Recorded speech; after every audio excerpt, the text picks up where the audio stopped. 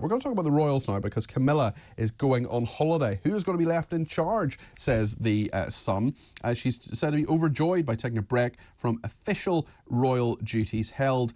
She was holding the royal fort since the King announced his cancer diagnosis this month. And of course, we all wish him well and hope he makes a full and speedy recovery. Caroline Aston is a royal commentator and joins me now. Caroline, there are problems. I mean, we all, of course, sympathise completely with the King and, of course, Princess Kate as well, who has a serious stomach complaint, abdominal problem that we've been told about. We haven't, of course, been told what kind of cancer King Charles has, but he's taking a break and we wish him well.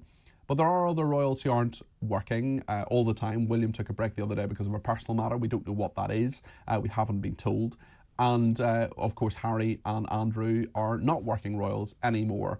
Is it just Princess Anne who's opening the hospitals and meeting the people? Is there anybody else working? And also, I mean, surely this is going to raise questions, Caroline, about what the point of the royal family is, even though, of course, we sympathise with the two of them that are having health problems.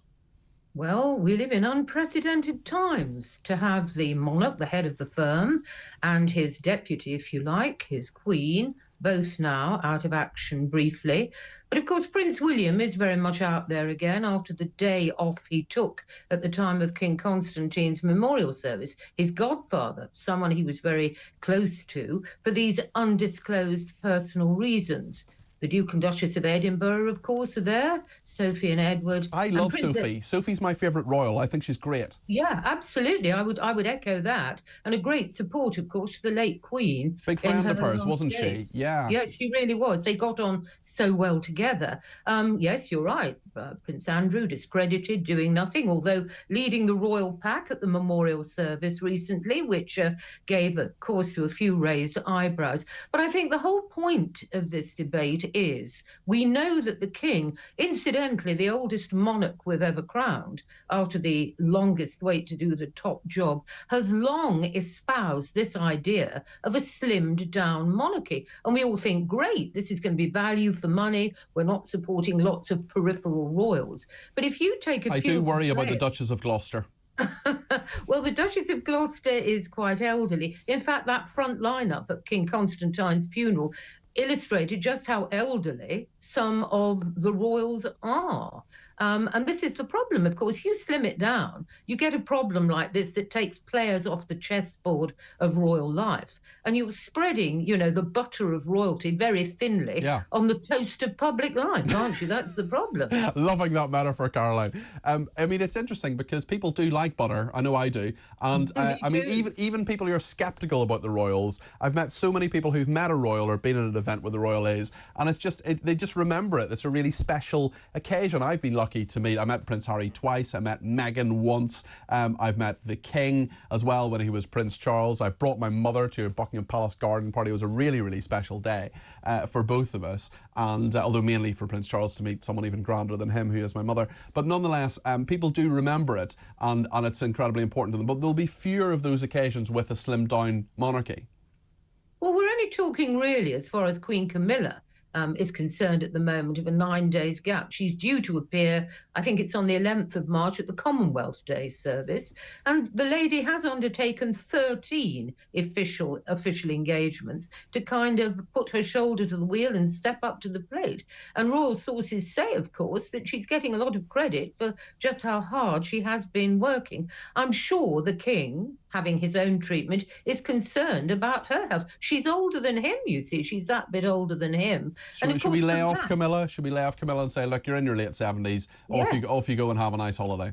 Well, I wouldn't say have a nice holiday. We don't know what she's going to do. I would say have a break, relax a bit, recharge your batteries, then get out there and spread that glorious royal butter bread we all want to eat. What do we do? I mean, do people have too many high expectations of the royal family? Because if you look at other countries, I mean, you're the expert in this, Caroline, but I mean, I know that if you look at the Spanish royal family, if you look at the Dutch royal family, for example, even in Denmark as well, where we've just had the Queen abdicating there and giving the crown to her son, that is, I mean, they're much smaller monarchies, they're much less expensive as well. And if there are fewer royals out there, or even just royals who are taking a break either for valid or reasons people might discuss a bit more, nonetheless, people will say, well, actually, hold on, are the royals value for money?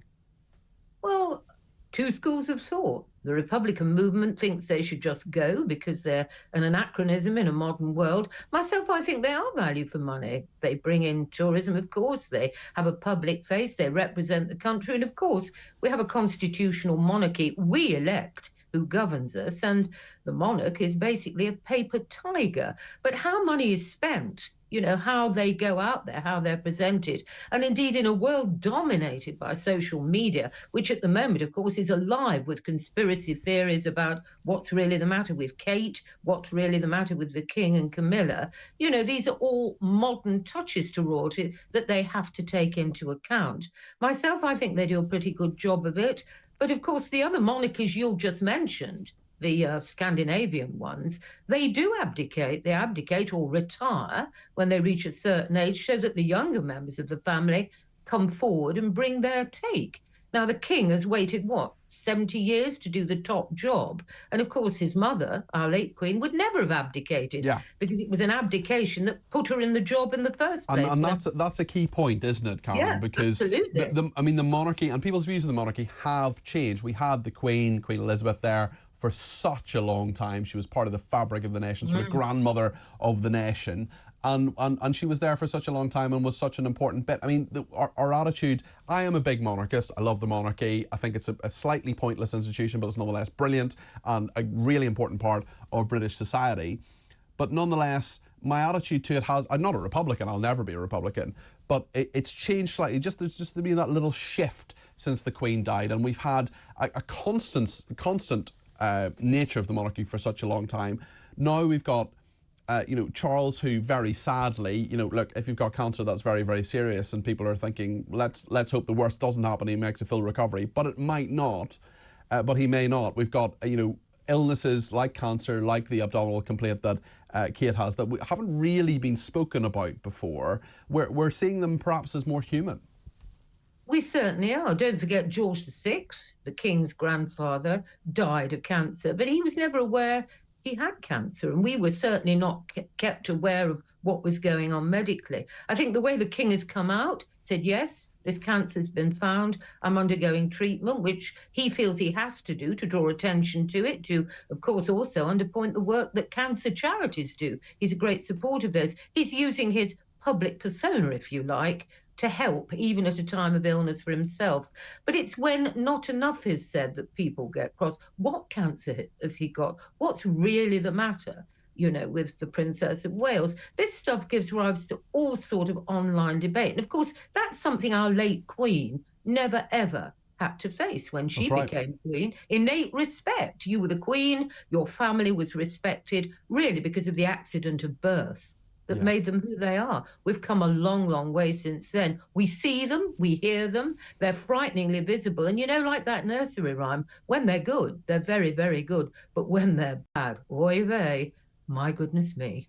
Caroline, I am a personal friend of a couple of our royal commentators, but I love you the most. You're just great. Caroline Aston, the royal commentator, thank you very, very much indeed. Thanks also to the response to this. Gary in Body Scotland said, Peter, it seems to me that 90% of all news is negative. Let's bash the royals as part of the negativity. Why don't we? We're not really bashing them. We're just debating whether Camilla should have gone on holiday.